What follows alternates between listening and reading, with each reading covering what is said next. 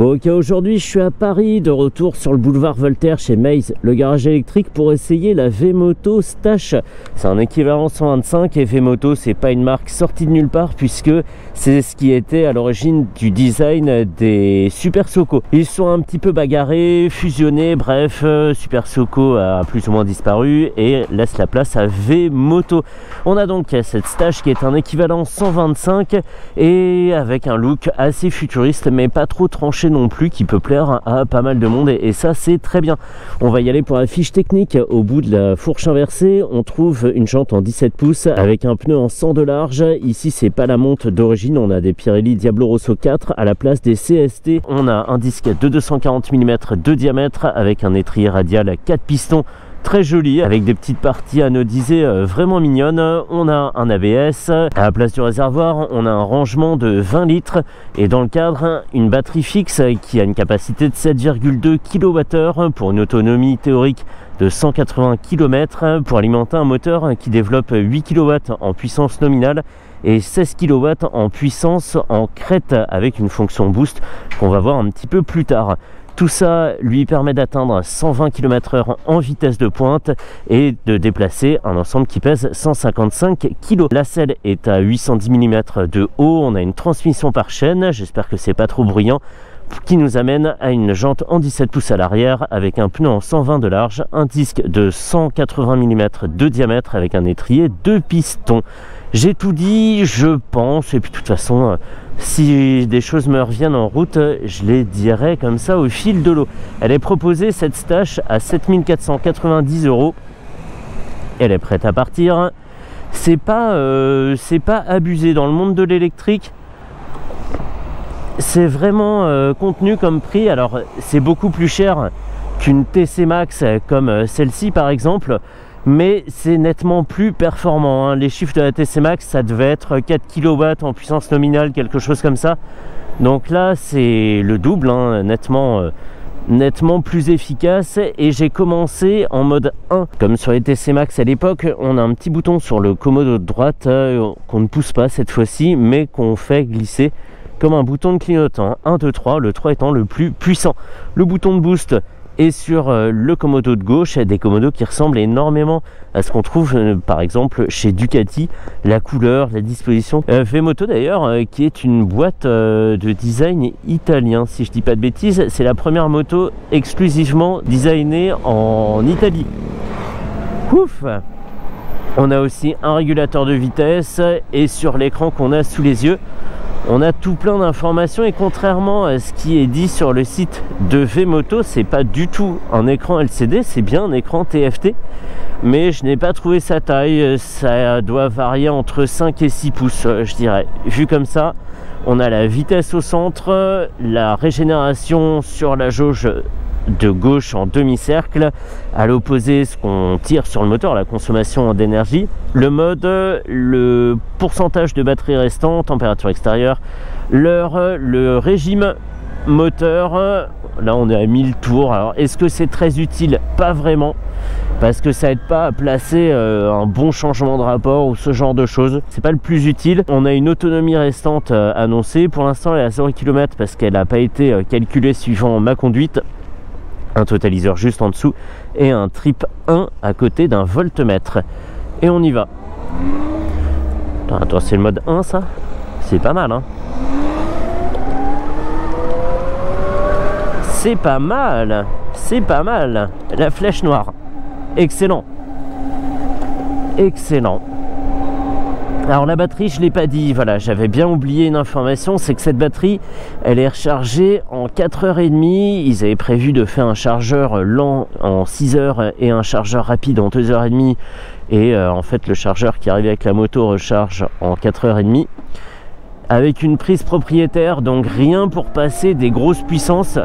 C'est pour ça qu'on est un peu coincé dans cette durée de 4h30. Et le fait que la batterie soit pas amovible, c'est un peu handicapant quand on n'a pas d'électricité dans son box, son garage ou son parking et qu'on est obligé par exemple de recharger en extérieur. C'est toujours délicat de laisser le bloc dépasser parce que la prise n'est pas à l'intérieur, elle est sur le côté droit de la machine. On l'a peut-être vu au début. Le mode 1, c'est pas le mode 1 de la TC Max, hein. On peut aller jusqu'à 50 km/h. Alors j'ai pas regardé au-delà, je sais pas si ça limite. On va peut-être pas le faire en mode faufilage. Putain, je reconnaissais même pas où j'étais. Ok.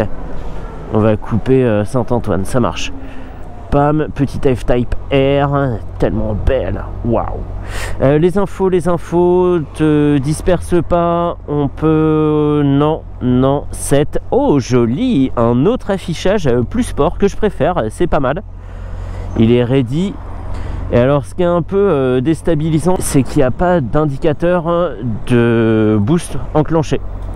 Il y a juste une indication comme ça sur la partie consommation d'électricité, la partie rouge. Mais sinon, on ne sait pas quand il est activé. Il dure 10 secondes et il met 30 secondes à se recharger. J'aime bien ce côté ludique, le fait de pouvoir offrir des perfs très bonnes sur un petit laps de temps et pas gréver l'autonomie pour autant. Mais si ça continue, je vais rester en mode 1. J'étais à 52 km/h, donc on peut... Ouais, j'étais presque à 60 là. On peut dépasser les 50 km/h en mode 1. Très bien. On va essayer de se mettre à gauche. Je dis on comme si on était plusieurs sur la moto et ça m'amène à un point tout trouvé. C'est que cette machine, contrairement à d'autres machines électriques, est homologuée pour 2 places. Voilà, parce que parfois... Sur les 2 roues électriques, on a une selle qui peut accueillir 2 personnes, mais il n'y a pas de cale-pied sur la carte grise, c'est strictement monoplace. Donc là, je suis en mode 2. On va mettre poignet dans l'angle, j'espère ne pas m'envoler. Et puis un petit peu plus tard, on mettra le mode 3 avec boost. Ok. Au démarrage, sur les 20 premiers km/h, c'est comme le mode 1, c'est un peu plus tard que ça se réveille. Excuse. Voilà ce que j'aime. Ça c'est ce que j'aime. Hop, il y a une petite place, on saute dedans, on n'a gêné personne, les gens n'ont pas eu le temps d'avoir peur, de se poser des questions, qu'est-ce qui se passe, qui est cet éclair noir, et hop, on est déjà devant, on repart d'un tour de poignet. Ça j'adore. Ça j'adore, et là la mission est accomplie. Jusqu'à présent on devait débourser... oh là, punaise, lui il fume sévère là. Jusqu'à présent, on devait débourser parfois 12-15 000 euros pour avoir des motos très performantes, comme la Cake Calc par exemple, ou ce genre de machine. Et maintenant, ça commence à se démocratiser. Les constructeurs, plutôt que de tout miser sur l'autonomie, laissent quand même une petite marge de plaisir là-dedans. Donc c'est bien. Si on promet 180 km d'autonomie et qu'en réalité, il n'y en a que 120, mais avec des petites pointes de vitesse comme ça, c'est super. Le mec est en train de faire un écran de fumée. C'est digne d'un tour de magie le truc. Et hop là, mon assistante a disparu. Oh là là. Ah mais attends, je vais activer la fonction super filtre à air de mon casque là. Comment ça n'existe pas? Laissez-moi rêver. Allez, on dépasse le petit nuage bleu. Voilà. Et c'est pas parce que je suis en électrique que je snob les moteurs thermiques, hein. Là c'était vraiment étouffant. Est-ce qu'on n'irait pas faire un numéro d'équilibriste sur la petite borne là? Hop, zik, zik. Et maintenant je vais passer en mode 3. Donc c'est bien, il me dit ready, comme dans un petit jeu vidéo. Pas mal, même police. Ah oui, je l'ai pas dit. On peut appairer son téléphone et avoir le mirroring de son écran avec Android Auto ou Apple CarPlay. Donc on peut avoir Waze, WhatsApp, YouTube, ce genre de choses. Hop, hop, hop. Et on est revenu à l'autre affichage et moi je veux celui-ci. Pas facile la vie de Parisien, hein. Heureusement que je suis pas là tous les jours. Allez, ouais, là ça a changé. Oui, oui, oui. Oui, oui, oui. Très très bien. Là on va se faire un départ avec le mode boost. J'ai appuyé une fois. Normalement il est mis. On va voir l'accélération si ça clignote.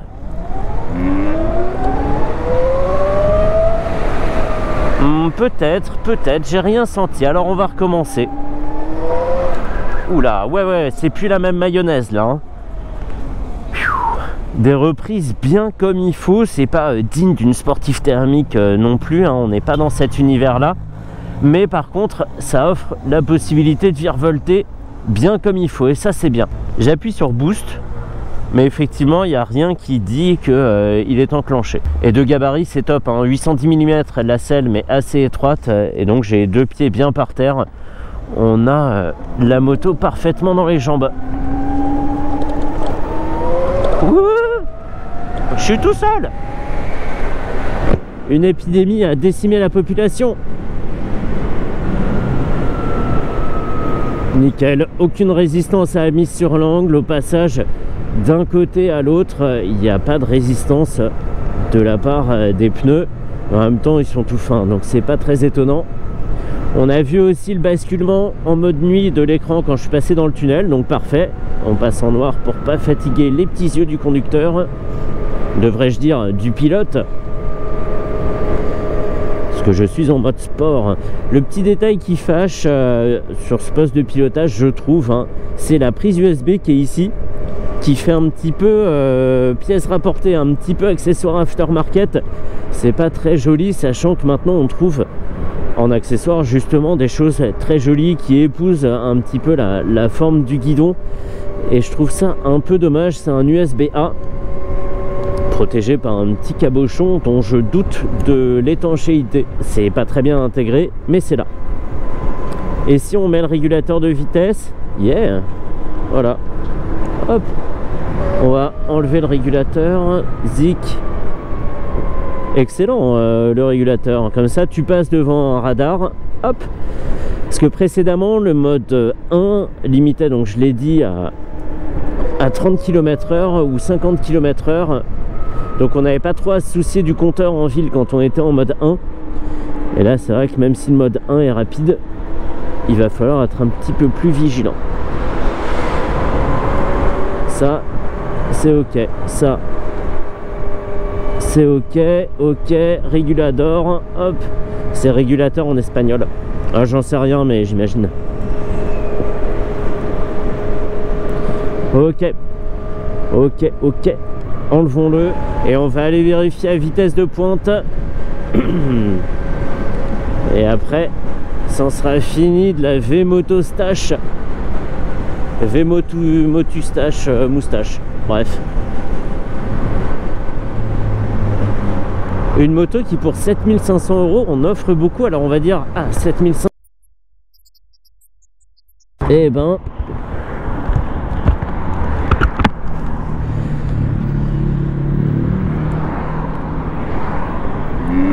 ok, la GoPro s'est décrochée.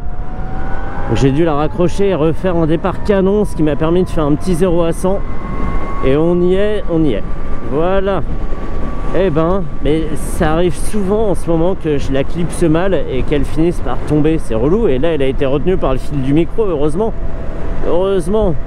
Bref, je disais que pour 7500 €, elle en offrait quand même pas mal, même si on peut dire ouais mais ça reste une 125 quand même, c'est pas ouf, moi je préfère prendre une thermique pour moins cher, la charge, les déchets, tout ça, c'est vrai, mais jusque là pour pas cher on avait des motos pas performantes, et pour très cher on avait des motos performantes, et entre les deux il n'y avait rien.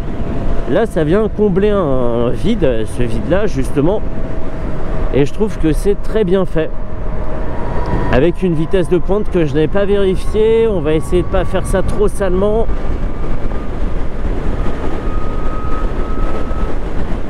Ouais, ça doit être ça, ouais. On doit pouvoir les atteindre. Le principal, je le répète souvent, c'est d'avoir encore de la ressource quand on roule par exemple à 90 km/h, de pouvoir dépasser une petite rotation de poignet. C'est tout ce qui compte.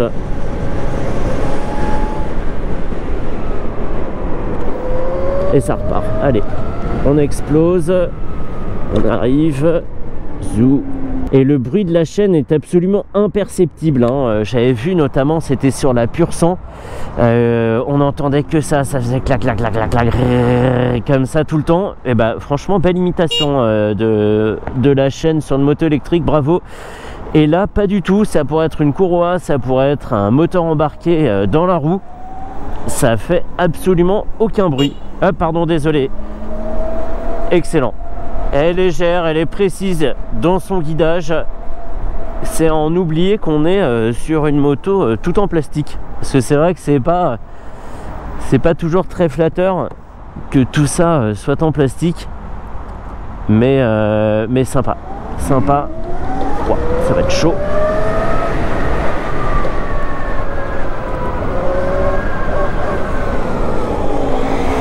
Allez, on fait attention parce que les pneus sont neufs. Ça serait dommage de faire une zipette. Je suis à 40 km/h. 3000 tours. 5000 tours. 80. 6000 tours. 7000 tours. 100 km/h. Le freinage n'est pas hyper incisif. Il fonctionne. Il arrête la moto. Mais il travaille son chichi, il fait pas de zèle quoi. Bon bah voilà, on peut en rester là. Je ramène sa moto à Alexis et Nicolas, boulevard Voltaire, et on en a fini avec la V-Moto Stache. Moto Stache, moustache quoi, je sais pas. Bref, Stache c'est une cachette en anglais. Je sais pas pourquoi elle s'appelle comme ça, surtout qu'elle est pas hyper discrète, elle se cache pas, donc bon. Allez, on y va, c'est parti.